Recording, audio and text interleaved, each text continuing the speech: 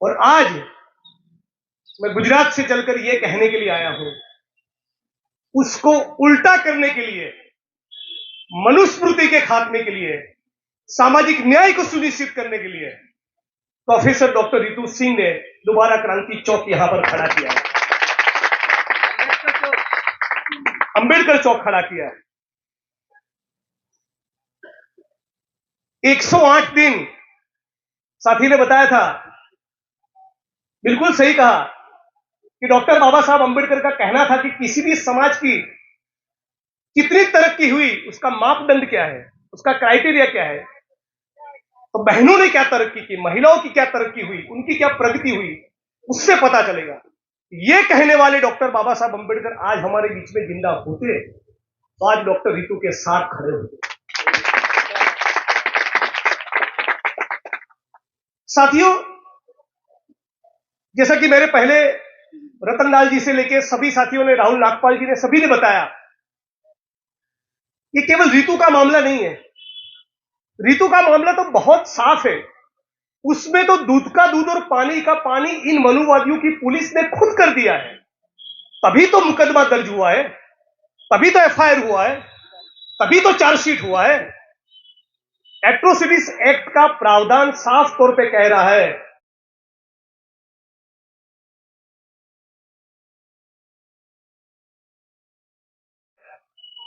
यदि आप दलित और आदिवासी नहीं, और दलित और आदिवासी के हित को, उसके इंटरेस्ट के खिलाफ कोई भी मामला जाए, उस प्रकार का फर्जीवाड़ा आप करते हो तो वो एट्रोसिटी एक्ट के तहत वो मुकदमा होता है।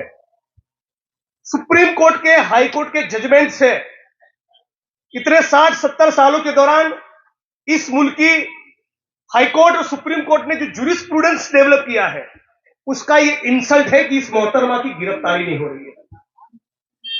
सुप्रीम कोर्ट ने तो यहां तक कहा, जस्टिस काजू और ज्ञानसुधा मिश्रा के जजमेंट में, कि यदि एट्रोसिटी एक्ट के तहत मुकदमा दर्ज हुआ है और यदि पुलिस गिरफ्तारी नहीं कर रही और उस मामले की शिकायत किसी executive magistrate, sub divisional magistrate, district magistrate, investigating officer और आईओ के सामने यह कंप्लेन किया जाए कि पुलिस गिरफ्तारी नहीं कर रही है, और उसके बावजूद यदि executive magistrate, sub divisional magistrate, SP और कलेक्टर गिरफ्तारी सुनिश्चित नहीं करवाते, तो जिसने एट्रोसिटी की है उसको तो क्रिमिनली चार्जशीट करना ही करना, इन अफसरों के खिलाफ भी डिपार्टमेंटल चार्जशीट होना चाहिए।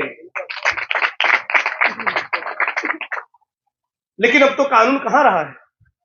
मैंने एक ट्वीट किया और सीधा 2500 किलोमीटर आसाम की जेल में। आज प्रोफेसर रतनलाल जी के खिलाफ क्यों मुकदमे हो रहे हैं, क्यों ये आसाम की जेल में डाला, क्यों रितु को टारगेट किया गया? भाई, ये वही तो लोग हैं जो दलित समाज की, बहुजन समाज की एक नई पीढ़ी को तैयार करते हैं।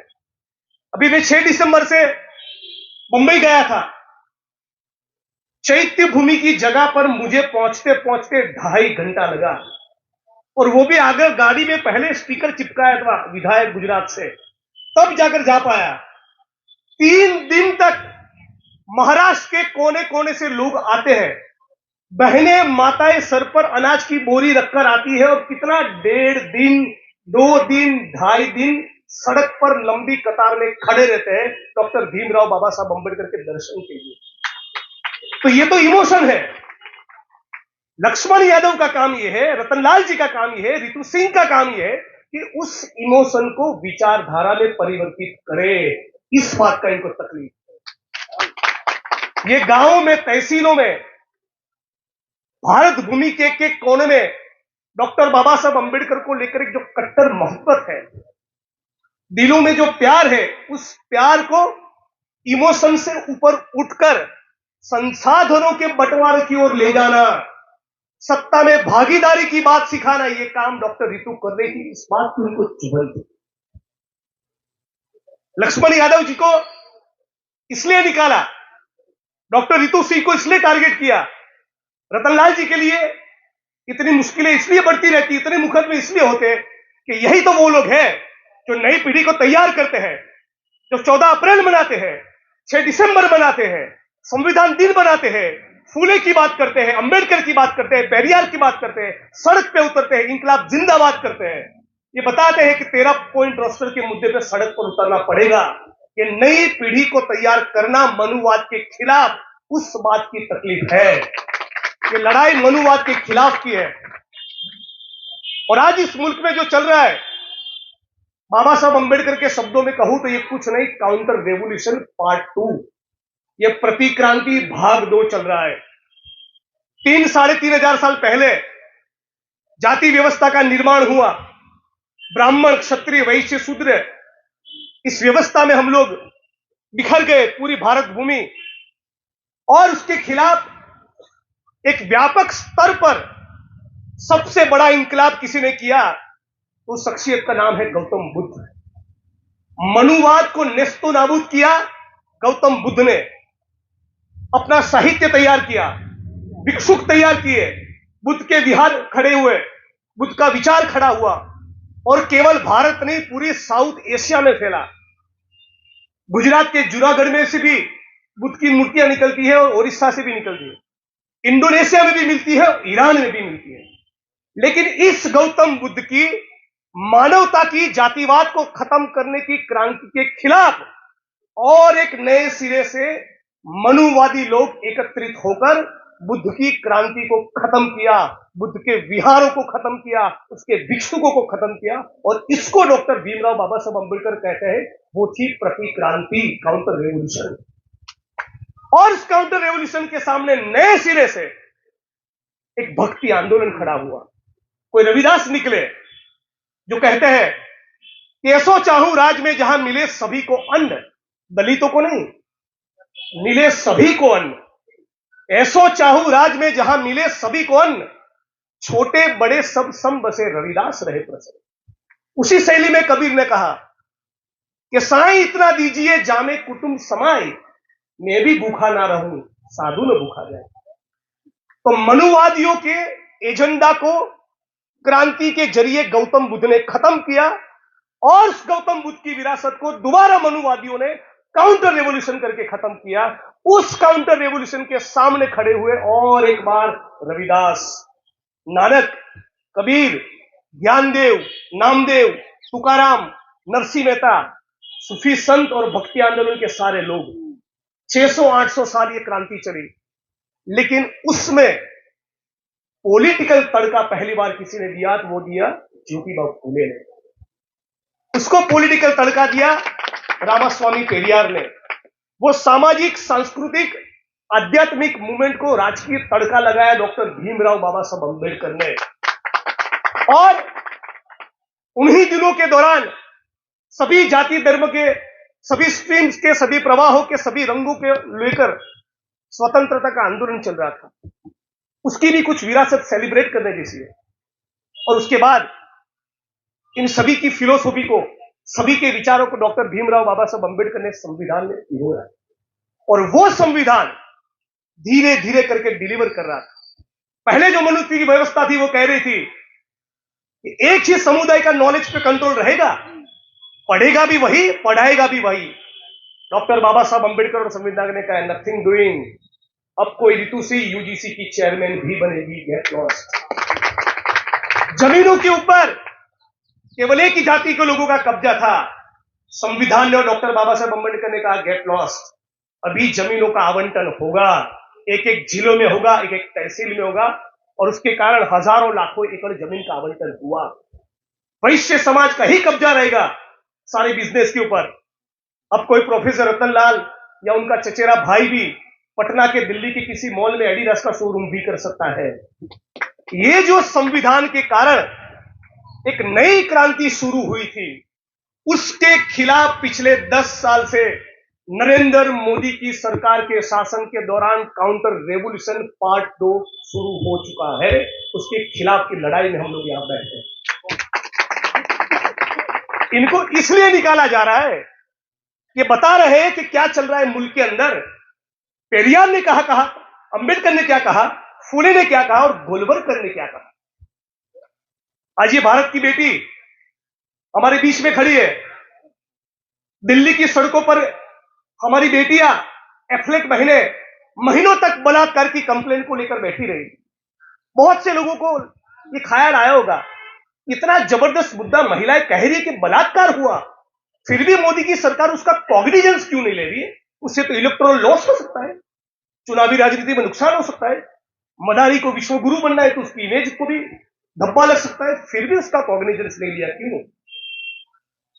तो मैं जो पढ़ रहा था, 1960 में गोलवलकर आरएसएस, मोदी और भाजपा के गुरु गुजरात आए थे और 1960 में अहमदाबाद के गुजरात यूनिवर्सिटी के समाज विज्ञान विभाग में उन्होंने एक लेक्चर लिया और रतनलाल जी उस लेक्चर में ऐसा कहा कि प्राणियों में क्रॉस ब्रीडिंग के संकर प्रयोग करने की आज लोगों में हिम्मत होती है, लेकिन इंसानों में से प्रयोग करने की हिम्मत नहीं। लेकिन किसी जमाने में आरएसएस के, भाजपा के, मोदी साहब के गुरु गोलवलकर के शब्द सुनिए, और ये डॉक्यूमेंट किया है, रिपोर्ट किया है 2 जनवरी 1961 के दिन ऑर्गेनाइजर ने। ये कहा है गोलवलकर जी ने कि किसी जमाने में हमारे पुरखों ने ऐसी परंपरा खड़ी की थी कि भारत की सभी जाति की विवाहित महिलाओं की पहली संतान नंबूद्री ब्राह्मण से करवाते थे और तब तक उसे संतान प्राप्ति का अधिकार नहीं था। अब सोचिए, तो कहना ये चाहता हूं कि गुरु के ये संस्कार है तो चेले के क्या होंगे, ये समझ लीजिए। आज गुजरात से चलकर ये कहने के लिए आया। गीता प्रेस गोरखपुर की किताब है, गृहस्थ जीवन में कैसे जिए, रेलवे स्टेशन पे मिलेगी। तो पढ़ रहा था बीच में, तो उसमें सवाल जवाब का फॉर्मेट है, में लिखा है कि विवाहित महिला के ऊपर बलात्कार हो तो क्या करना चाहिए। जवाब, आरएसएस के लेखक गृहस्थ जीवन में कैसे जिए इस किताब में, जिसको गीता प्रेस गोरखपुर ने छापा, उसमें लिख रहे हैं कि यदि विवाहित महिला पे बलात्कार हो तो जहां तक संभव हो उसे, और पता चलने पर उसके पति दोनों को चुप रहना चाहिए। अब पता चल रहा है कि मणिपुर में एक चुप है। तो ये लड़ाई साथियों, इस प्रतिक्रांति के खिलाफ हम लोगों की लड़ाई है। इन लोगों ने देखा यार, ये धरने को फंड कौन कर रहा है, रितु जी के गुजरात में जिग्नेश दलितों का जो आंदोलन कर रहा है उसमें चंदा कौन दे रहा है। तो पता चला कोई ओएनजीसी का एम्प्लॉई है, कोई आईओसी का एम्प्लॉई है, कोई बैंकर है, कोई एलआईसी का एजेंट है, कोई एलआईसी का कर्मचारी है, कोई पटवारी है, कोई कांस्टेबल है, कोई पुलिस का इंस्पेक्टर है, कोई टीचर है। ये पूरा मिडिल क्लास कहां से तैयार हुआ, उसका उन्होंने विश्लेषण किया है इन संघियों ने। तो पता चला कि ये सारे लोग बिहार के या गुजरात के किसी गांव के छोटी स्कूल में तैयार हुए। अब क्या हो रहा है प्रतिक्रांति के दौर में, महाराष्ट्र के अंदर आने वाले 1 साल के भीतर 67,000 सरकारी स्कूल बंद करने वाले हैं। न रहेगा बांस, न बजेगी बांसुरी। मतलब कि यदि दलित समाज का कोई एमपी, एमएलए, ओएनजीसी और आईओसी का कर्मचारी, कोई एडहोक का प्रोफेसर या परमानेंट प्रोफेसर, कोई आईएएस और आईपीएस यदि सरकारी स्कूल में जाकर तैयार हुआ है तो सरकारी स्कूल ही बंद कर दो और प्राइवेटाइजेशन इतना बढ़ाओ कि कोई आदिवासी, डीएनटी और दलित मजदूर का बेटा या बेटी सरकारी स्कूल के अलावा प्राइवेट स्कूल में दाखिला ले ही ना पाए। राइट टू एजुकेशन, उसको केवल कागज पे रखो। स्कॉलरशिप मिलती है, थोड़ा बहुत भी टिक जाते ये लोग कैसे, तो पता चला स्कॉलरशिप इनको मिलती है। मोदी साहब की मेहरबानी से 4 साल तक 50 लाख से ज्यादा दलित और आदिवासी स्टूडेंट की स्कॉलरशिप को ब्लॉक कर दिया। और फिर आप विश्वविद्यालय में आते हो तो रितु की तरह उसको टारगेट करो, रतनलाल की तरह उसके ऊपर मुकदमे दर्ज करो। यानी कि ये पूरी एक प्रकार से जो 15-20 साल से हम लोग सुनते आ रहे हैं अंबेडकरवादी साथियों से कि नए सिरे से मनुस्मृति को लागू करेंगे, नए सिरे से मनुस्मृति लागू हो चुकी है और हम तमाम लोगों का एक ऐतिहासिक कर्तव्य है कि चाहे प्रोफेसर हो या विधायक हो, एक नहीं 17.5 बार आपको सड़क पर उतरना पड़ेगा, न्याय के लिए, समानता के लिए, संविधान की सुरक्षा के लिए और डॉक्टर भीमराव बाबा साहब अंबेडकर के सपनों को साकार करने के लिए। ये केवल व्हाट्सएप पे मैसेज सर्कुलेट करने से या फेसबुक की वॉल पर कुछ लिखने से नहीं होगा। बहुत अलग दौर में हम लोग गुजर चुके हैं। ये लोग घर के अंदर घुसकर आने वाले दिनों में अंबेडकर वादियों को टारगेट करेंगे। ये लोग फिजिकल वायलेंस भी कर सकते हैं। 25, 35, 40, 50 साल के दौरान इन संघियों ने, आरएसएस वालों ने जो हमारे बीच में तलवार और त्रिशूल बांटे हैं, ये अग्निवीर की जो सेना खड़ी हो रही है, ये ऐसे नहीं है। यशवंत सिंधे नाम का एक आदमी नांदेड़ की, महाराष्ट्र की कोर्ट में एफिडेविट करता है। क्या करता है एफिडेविट में? हम लोग बम बनाते थे, हिंदू बस्तियों में फेंकने के लिए बम बनाते थे, और उस बम बनाने की प्रक्रिया में केमिकल ब्लास्ट होने के कारण हमारे आरएसएस और बीएसपी के लोग मारे गए। ये क्या चल रहा है? आप सोचिए। सत्यपाल मलिक जो इतने दिनों से बोल रहे हैं कि 2024 के चुनाव के पहले ये लोग अपनी ही पार्टी के किसी नेता को मरवाना चाहते हैं, आतंकवादियों की घुसपैठ का मामला खड़ा करेंगे, पाकिस्तान के साथ मैच फिक्सिंग करके दुबई में मीटिंग कर रहे हैं कि कैसे युद्ध की बात को फैलाया जाए, एक वॉर मॉन्गरिंग खड़ा किया जाए। तो तमाम साथियों से गुजारिश है, इस प्रकार के एक भी रैली या धरने को मत छोड़िए। हर कीमत पर हमारे संविधान को बचाना है, हर कीमत पर डॉक्टर बाबा साहब अम्बेडकर के सपनों को साकार करना है। तो आज हम सभी का कर्तव्य बनता है कि डॉक्टर रितु के समर्थन में आके खड़े रहें। रितु तो केवल माध्यम है, उसके कारण पूरे मुल्क में यह संदेश गया कि दलित समाज की बेटियां भी इस मुल्क में खड़ी हो चुकी है, जो सत्ता की गर्दन पकड़ेगी और सत्ता से सवाल पूछेगी, सत्ता की छाती के ऊपर चढ़कर इंकलाब जिंदाबाद का नारा बुलंद करेगी। रितु के इस धरने के कारण यह मैसेज गया कि दिल्ली यूनिवर्सिटी के अंदर केवल रतन लाल या लक्ष्मण यादव नहीं, कम से कम दूसरे 2-2.5 हजार दलित, आदिवासी, ओबीसी और डीएनटी समुदाय के प्रोफेसर को निकाल दिया गया। दिक्कत क्या है? दिक्कत यही है कि यही तो वो लोग हैं जो सावरकर और गोलवलकर के बजाय भगत सिंह, फूले और पेरियार की बात करते हैं, डॉक्टर बाबा साहब अम्बेडकर की बात करते हैं।